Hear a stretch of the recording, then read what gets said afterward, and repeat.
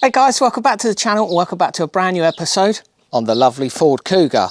So all of the parts have now turned up for the car. I've got myself a new turbo boost pipe. I've got myself a gearbox oil and filter kit. Unfortunately, I had to go to the dealers to get a bunch of bolts. So we've got some new flywheel bolts in there. We've got the bolts for the prop shaft that mounts it to the transfer box, and then we've got the two lower ball joint pinch bolts because I like to replace those when I take them off. I have given the outside of the gearbox a clean, and we've also got ourselves a part worn flywheel. So unfortunately, while I was waiting for all of these bits to turn up, nobody stole the car, so I've got no choice now but to finish it. So what we're going to start by doing is bolting that flywheel on there and getting that torqued up to spec before we can look at setting the gearbox into the right position and getting that on there.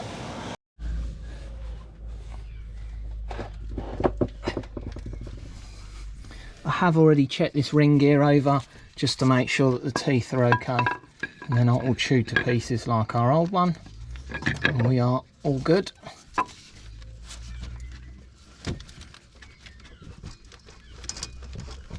So just getting that on.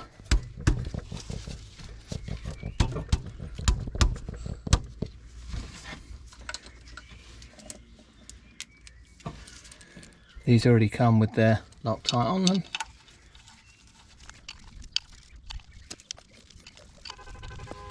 I'm just going to gently run these down by hand, just gently run these down using the battery ratchet.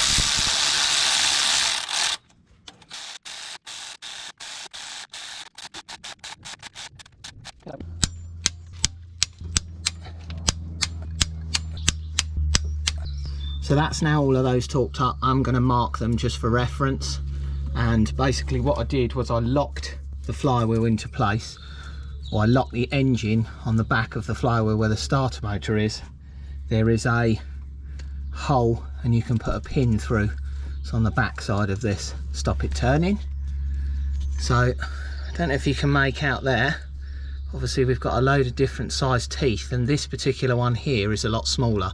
So we're going to need to probably put that, I think the best bet is to try and put that at 12 o'clock, and then do the same with the gearbox, and then that way we know that it's going to be in place when we go to put the gearbox onto the engine, and obviously mount or couple this up together with the dual clutch inside the gearbox. So I've put the engine crane in there, and then you can see I've just lowered that down a bit, give us a bit more of an angle.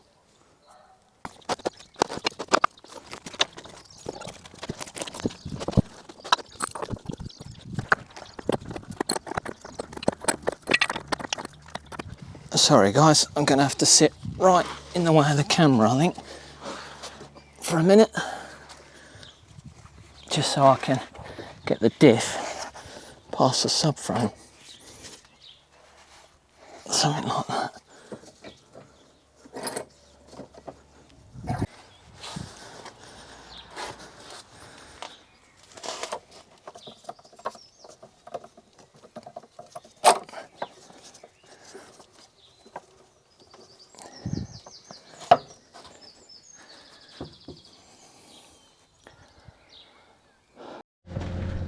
Well, that was quite good fun.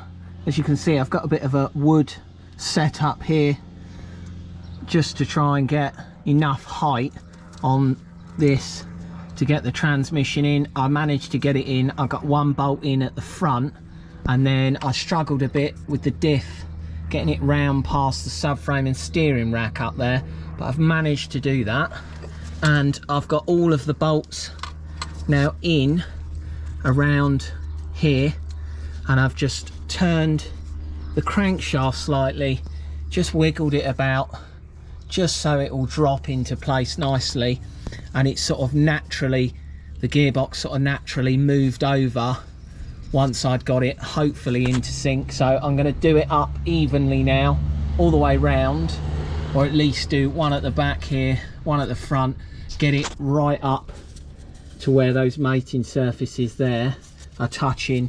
And then what I'll do is I'll probably see if I can put it into drive or something and turn the engine over and just see, sorry about the light coming up there, and then just see if all of this lot spins, just to make sure. I'll turn it over a couple of times, just check that it doesn't get tight at any point. But yeah, that was quite a fuss trying to get that in, but it can be a bit awkward. Sometimes they either go straight in or they're a bit of a fight, but we're in, that's the main thing. So that's those mating surfaces all now up and together. All of the gearbox bell housing bolts are all tight. I'm just going to move on to the mount up the top. So I've just got this mount, goes on to the 4 holes down there like so. So I'm going to do all of those up. They are 90 Newton meters, and then I can jack the engine up and put this piece on with that bolt in the center there, because what I want to do is bring the engine back up to where it sits naturally, and then I can take the stand away from the bottom, the engine crane away from the top, and then I can rotate the engine as I mentioned that I was going to do a moment ago. I think it's just better to try and do it like that. That's one.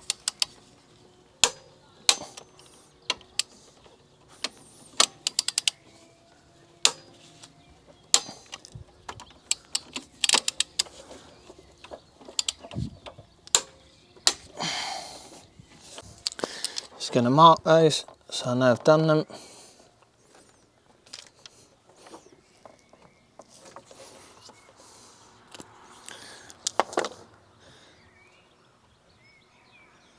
Can lift the engine up a bit now, I think, and then put the other mount on. Just going to put some grease on these studs, which are up here. I've just put the engine mount on, or the transmission mount. Done that centre bolt up, then I've got these 4 bolts here that I needed to just put this on. This secures the battery tray. Oh, see you later. This secures the battery tray and also the airbox. So these are 48 Newton meters. That one in the centre I think is 80 or 90.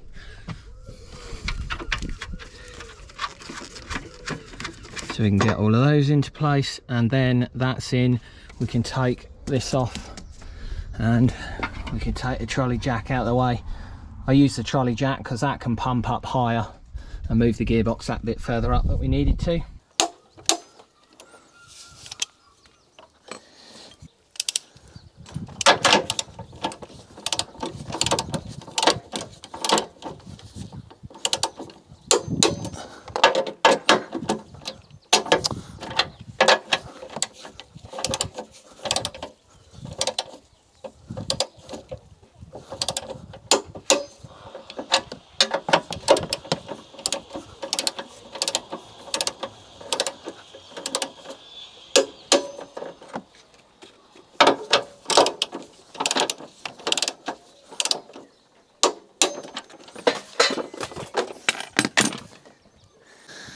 Now I'm going to try and have a bit of a clear up before I go much further. Take this engine crane out of the way now, which is great, and the trolley jack.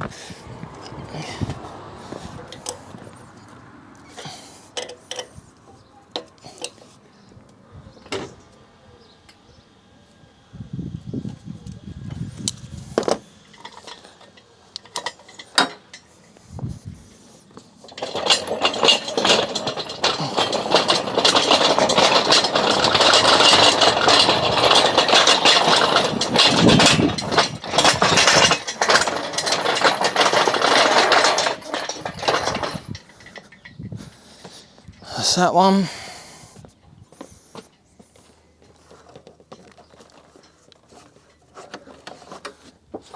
Take this strap out of the way.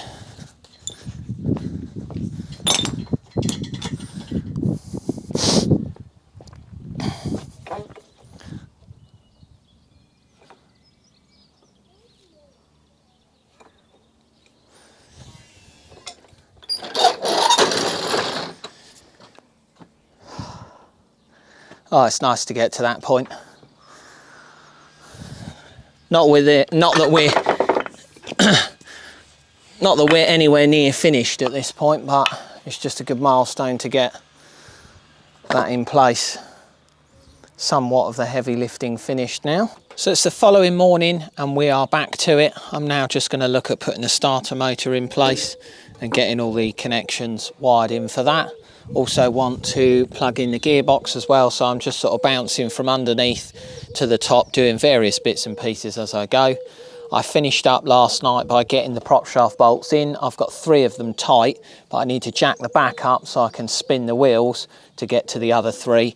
I do obviously want to jack the back of the car up at some point as well to accommodate for the fact that we're going to need to fill the gearbox up, check the level on that, and we want the car as level as we can get it. And also the same for the transfer box as well, because we need to fill the oil up in that, because we drain the oil out of that. So yeah, we will continue on. We're getting that starter in. Starter's now all back in place. I've got this connector which goes up to here, and then that connector which goes onto the throttle valve, but I'm not going to put this bit in just yet because that's the boost pot that we need to do something with. I've left the gear cable unplugged for the moment just so I can move the box throughout the gears. I don't think I need to really, to be honest, anyway. But I've just got that off because it's only 2 minutes. That just pushes back into that support there, and you've just got that ball there where that socket will go onto. I've put the gearbox breather pipe in, that just pushes in at the back of the gearbox, runs round and then clips up into this here. Does look like a bit of a wiring jumble sale at the minute, but once we've got all the battery tray in, we can put that DPF pressure sensor onto the side of the battery tray and just neaten that sort of stuff up.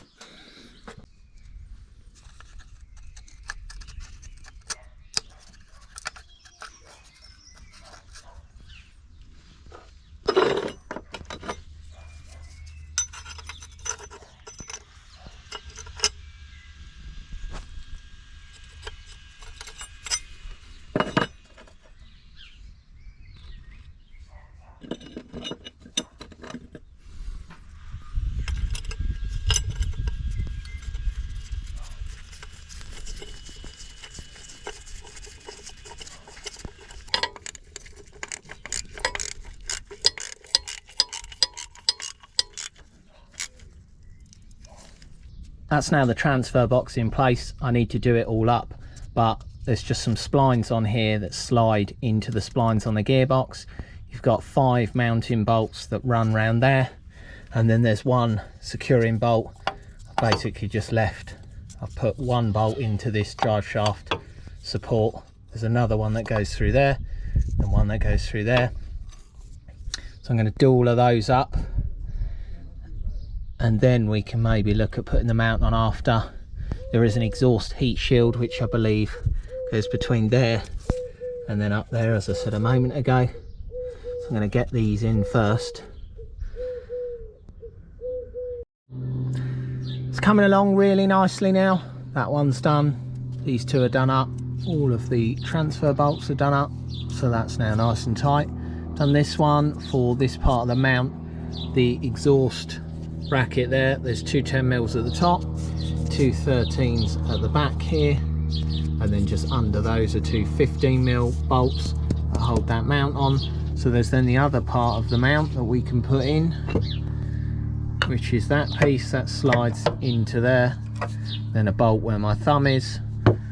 We've just got 2 larger bolts there, which I'd have to double check, but I think they're 80 Newton meters as well, so we can get that in place. That's that one torqued up, and that one as well, so that's now nice and solid. So I think I'm going to stop under here for a moment, and I'm going to put the gearbox oil filter assembly back on the side of the gearbox. So up here we've got where our oil filter or transmission filter sits. There's just 4 screws, so there's 2 Torx ones there and 2 upper ones there. Somebody has kind of cannibalized these fittings, the little push clips that normally you push them in and pop them off, so that's why I had to undo all 4 of these rather than try and mess about with those. pulled this to one side, and then I just bunged up the little galleries for the oil for the gearbox there. So I've taken those bits back out and done all of those up.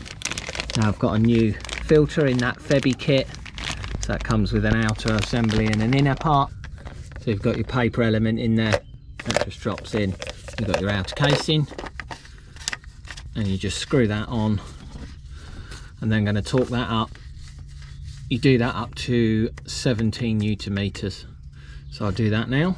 I'm now going to fit the offside drive shaft. Put some copper anti-seize grease on this end, same on that end. I've just had a quick once over, check to make sure the boots aren't split. And then in here where it sits, you've got that support bracket, the rusty looking bracket there. And I've just put some copper slip on the inner side of that and on those two threads. I do find sometimes this support bearing here does sometimes get stuck on those, mainly on the Peugeots where it's the whole cylindrical piece. Obviously on the Ford here you've only got half, but I'll put it on there anyway. So what I've done now, just made sure I've not got, that does look slightly tight, but there's no real pressure on that, and I've just got a block of wood here, just pulling the hub out of the way so I can hopefully tuck that drive shaft in, and then release that bit of wood off of there, put the bottom ball joint in to the hub and torque the hub up, and also the drive shaft nut as well.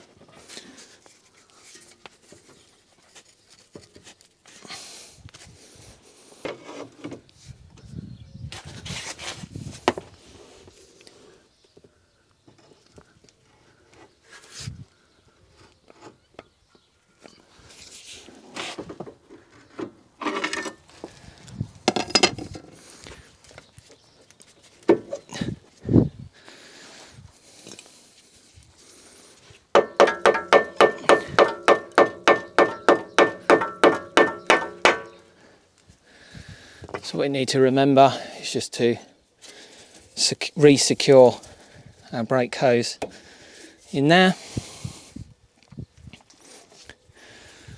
I've also got, as I mentioned, a new pinch bolt. So what I'm going to do is just put some anti-seize on here, and then we can torque that up, do that one as well.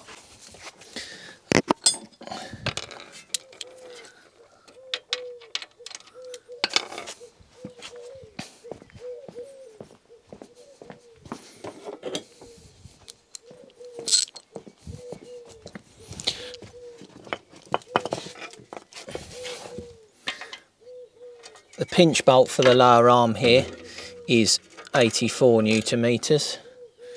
So we can do that, and we're going to torque the nut and not the bolt.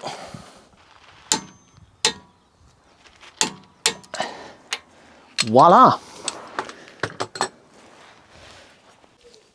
The drive shaft nut here is firstly 100 Newton meters, so that's the preliminary torque, and then 270 to finish that off. So we're now all done on this side here. It's just a rinse and repeat on the other side, although the drive shaft on the other side doesn't have that center support. We've done all of that up. That's just those two 13mm nuts. So we're okay here. I'm going to double check my work, do the same on the other side and get that done.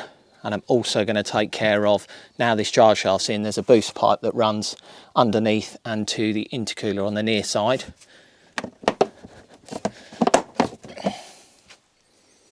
That's our boost pipe now on, and I rotated the Jubilee clip just so it's much easier to access. So we've got one securing bolt there, it's an 8mm, tucked up the back behind this.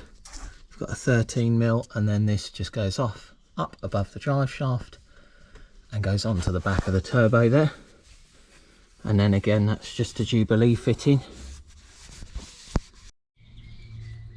I'm now just working on putting the 6 litres of oil into the gearbox. So the bung is just the same as the ones underneath. That 8mm Allen key, it just goes into the top of the box here. I've just got one of my motorcycle fork syringes, clean that out. I'm just using that as a bit of a funnel. It's not the quickest approach, but it will do the job hopefully without spilling it everywhere. I've also plugged the cable on for the gears, just pop that in, done that. So there's not that much left to do up here. I was playing about with the boost pipe earlier, but I think the one we've got is not going to be any good, so I need to go and rethink that, but I can carry on with this slot for the minute. I've now finished filling up the gearbox oil, put the bung back in. All of these are 43 newton meters, so the 2 on the bottom and the 1 on the top. I'm now going to go underneath and do the transfer box. We do need to obviously check the level. We've got to run it through all the gears and do all of that stuff to make sure that the level's correct, but we're not going to do that just yet because there's plenty more to do before we can start the car. So the transfer box one is just up there, and this is what they call a fill to spill. So you undo that. Got myself a little hand pump with about 3/4 of a litre in. It takes half a litre. So we're going to pump that up until that spills back out. That's now all topped up. We've done that bung back up and we've just cleaned the area. It didn't take a great deal because obviously we didn't drain a great deal out of it. It's only where it's just been lent over that I think a bit's come out in the garage. Other than that, we're all good. So we move on to the next thing. We've now got all of the wheel arch shroud in. Nothing fancy about that, just some T30 Torx bits around it and just 2 little plastic poppers, and there's 1 Torx bit underneath. There's a couple at the front just here as well, and then we've got the battery tray in, so it's just 3 screws. Does look like somebody's been doing some modification here. Looks like somebody's chopped a little bit off, don't know why. It's not going to affect it, I don't think. And we've just put that DPF pressure sensor back on, which has just got a little locator and then 1 8mm nut that holds that on. I've connected all of the battery positive up, put the battery tray in, the clamp over the top. I've left the earth off for the minute, and then I've just put some of this wiring in. To be honest, from factory it's not the most tidiest of wiring, but it's in all where it needs to go. So we've just got the airbox one left. We have still got the boost pipe stuff over here, the airbox down here, and then in and around there. We've got the engine cover as well. I did also miss, there's a plastic piece down here which I'll show you. So just up here, these 2 10mm, I just had to move the starter out the way, put this plastic piece back in, put those 2 10mm in. That's fine, so that's done. Have also jacked the back up and tightened all the prop shaft in, so up under there, prop shaft's all done. So we're pretty much done underneath here, other than the under trays. We'll leave them off for a bit, and once we've road tested it and we're happy with everything underneath, we've checked for leaks and made sure we're okay there, then we'll look at putting those back on. The same for the engine cover, we'll do that. So we haven't really got much stuff left. We've got half of the battery tray. I don't know where the front half is. I've only ever had the back half. So we've got that, the earth terminal. We've got to torque the front wheels and let the front of the car down, because we've still got the front jacked up. We've got that boost pipe, which is no good. That's pretty much it. Oh, and the throttle valve, which is obviously part of that boost assembly, and just the securing bolts that hold that on. So yeah, we've done really well. All in all, we are pretty much there. So unfortunately, I've had to return to the dealers and order that turbo pipe, so that's now coming and we can fit that. I did try and get a couple off the internet. I also used local motor factors trying to get the right one, and I just wasn't able to, and I'm wasting more and more time trying to do that. So 115 quid later and we've got this one. It does look as if this one is obviously superseding the old one, whether there was a problem with the old one, but this has now got quite a large plastic hard section in the center, whereas the old pipe it just had the two rubber pipes that met one another, and there was a little joiner in between the two. So we're going to get this on, then we can put the throttle flat back in place and the oil cap and various bits and pieces, or should I say the oil filler tube and various bits and pieces on there. Here is that big plastic section that I was talking about here, where the two pipes join, and as I say, with the old one, the two pipes just joined, so this rubber pipe at the top here was a lot longer. So I'm now going to feed that through and down onto the intercooler.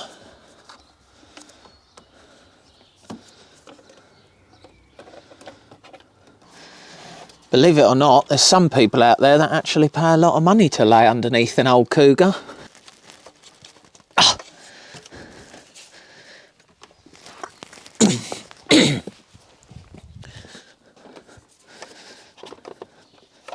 It's just trying to work it round the aircon pipe.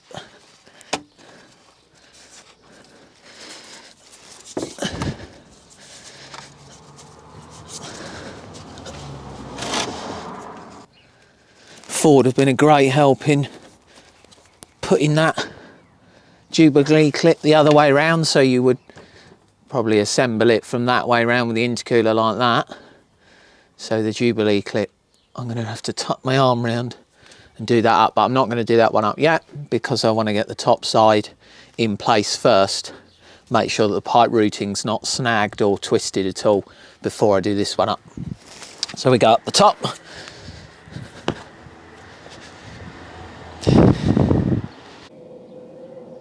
What I would suggest when you're putting the throttle valve back on is you just loosen this plastic assembly, because as you're trying to push this valve back into place, this seal has a tendency to fold over. So we're just going to put this down into place. There is one electrical connector on the back here.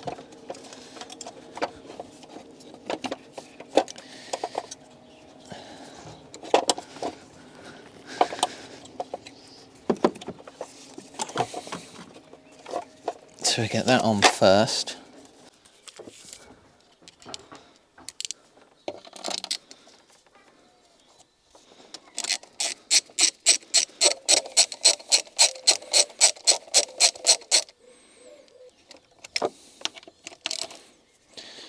So we just nip those three up. Onto there. Onto there, and then we're going to do these three up, and that's going to pull this plastic assembly up to where we want it to sit, supporting this throttle body. And then there's a 13mm nut and a 10mm nut hidden down the other side that we can use to then secure that back to the head, the cylinder head on the engine.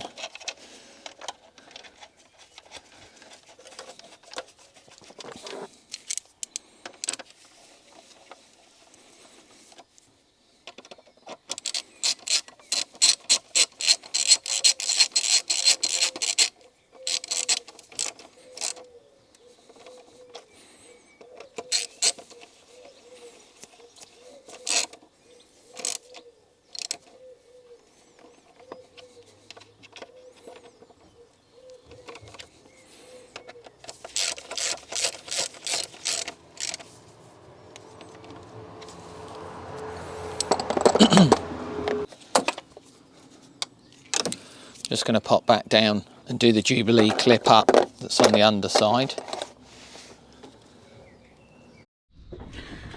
Now I've got all the airbox in, just got the airflow meter plug, and it just sits down on some rubber fittings, and then just one Jubilee clip at the back there onto the intake pipe. So now it's a moment of truth, fingers crossed, we try and start this thing and it doesn't sound absolutely horrendous like it did before. I'm going to still need to turn off the engine light and various bits like that because that split pipe had made the EML come on. We do obviously need to jack the back of the car up and check the level, but for now we're just going to make sure that it doesn't sound horrendous.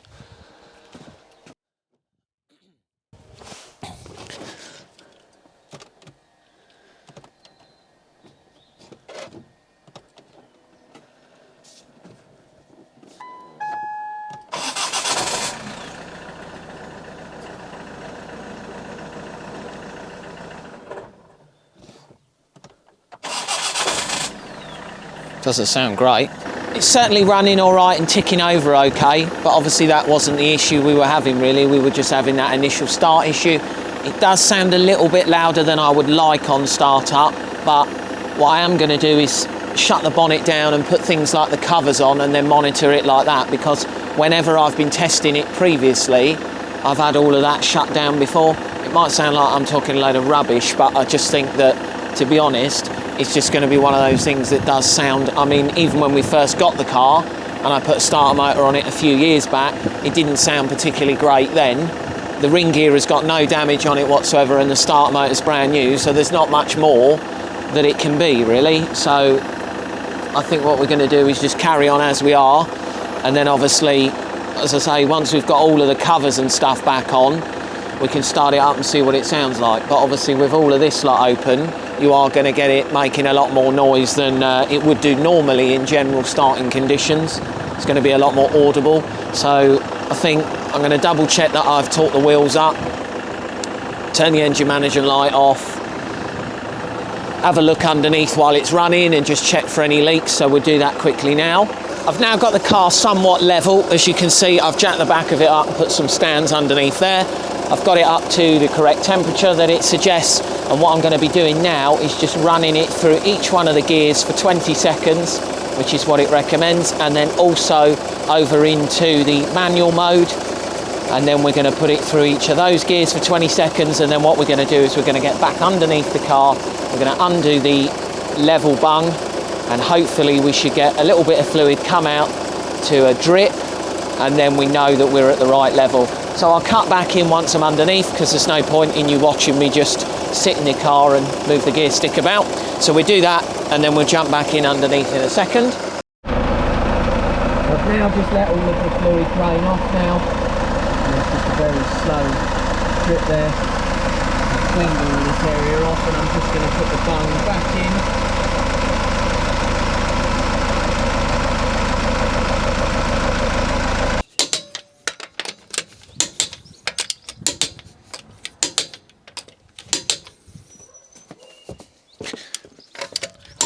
I'm just going to do all four wheels. I haven't had the back ones off, but we're here. It's not a bad idea to just check them.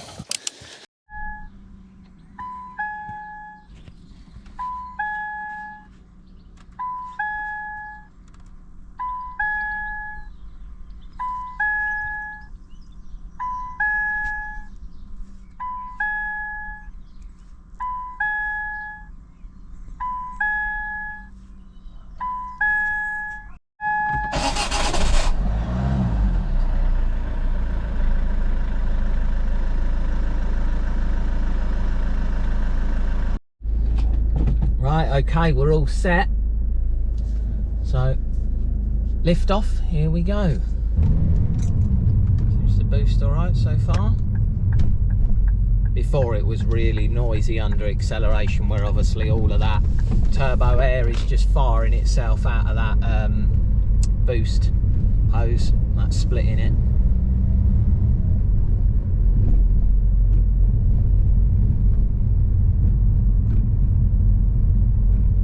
Any odd knocks or bangs or anything, which is good.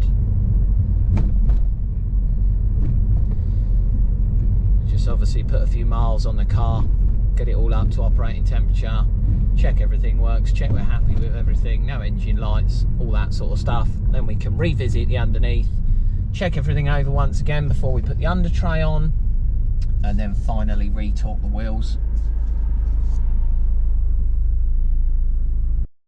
Hey, finally, we can pull out.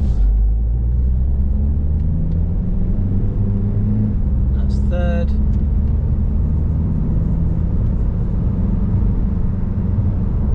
Fourth.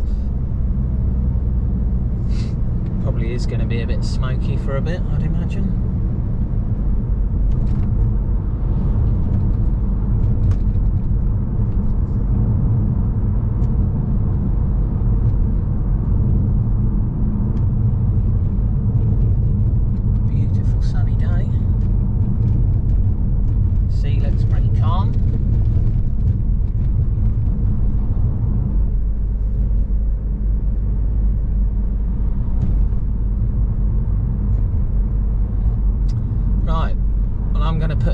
miles on this thing, and then what we'll do is I might shoot past my friend's workshop, see if we can just pop it on the ramp there and do our once over, get that belly tray on there. Saves us rolling around on the floor again. Fingers crossed they got a bit of space for 15-20 minutes, so hopefully we'll cut back in there, give you a final once over of the underneath.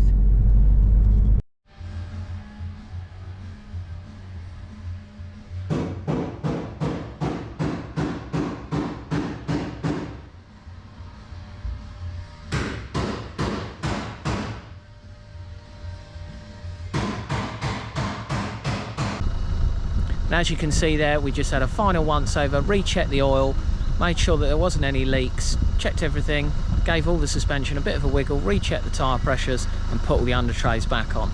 So I'm going to leave today's video here there, guys. Thank you so much for watching, and we'll see you on the next one.